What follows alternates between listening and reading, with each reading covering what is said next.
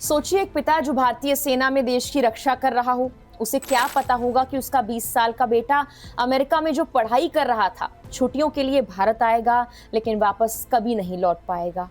सवाल सिर्फ इतना नहीं कि एक कार कैसे पलटी, सवाल यह है अगर उस सड़क के किनारे मौजूद खुला नाला ढका होता तो क्या आज यशवेंद्र जिंदा होता?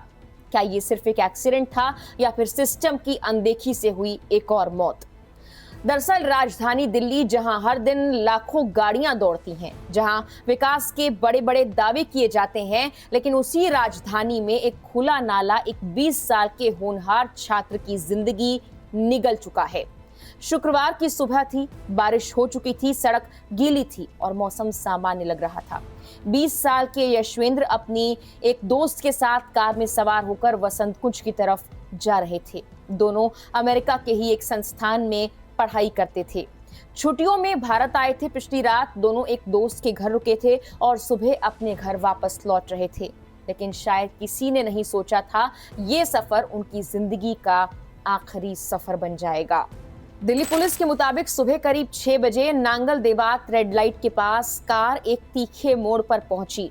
बारिश के चलते सड़क पर काफी फिसलन थी। शुरुआती जांच में ये माना जा रहा है कि इसी वजह से कार चालक यशवेंद्र का संतुलन बिगड़ गया।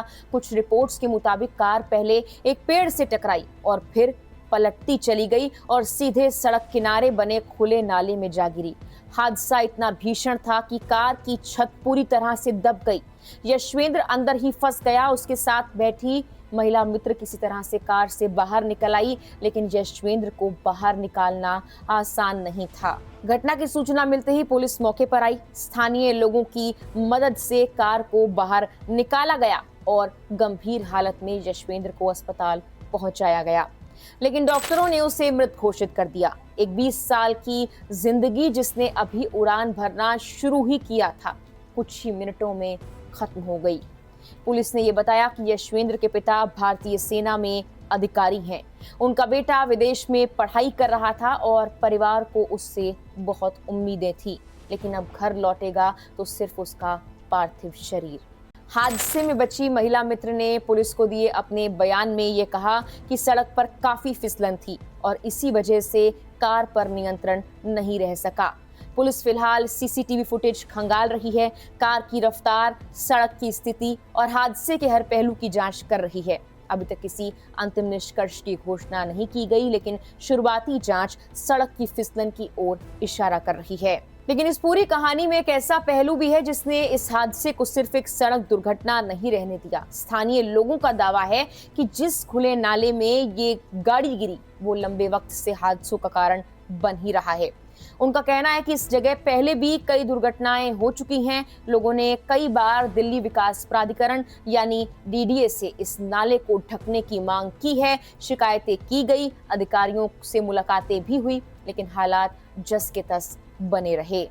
एक स्थानीय निवासी ने मीडिया से बातचीत में कहा, यहाँ आए दिन दुर्घटनाएं होती रहती हैं। हमने कई बार कहा कि इस नाले को ढक दिया जाए, लेकिन कोई सुनवाई नहीं हुई। आज एक नौजवान की जान चली गई। अगर ये नाला ढका होता या यहाँ सुरक्षा दीवार होती तो शायद कार नाले में नहीं गिरती।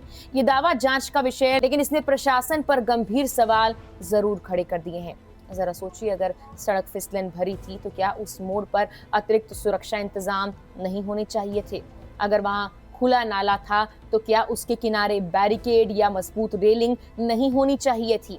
अगर स्थानीय लोग पहले से शिकायत कर रहे थे तो क्या उनकी बात वक्त रहते सुन ली जाती? आज एक परिवार उजड़ने से क्या बच सकता था?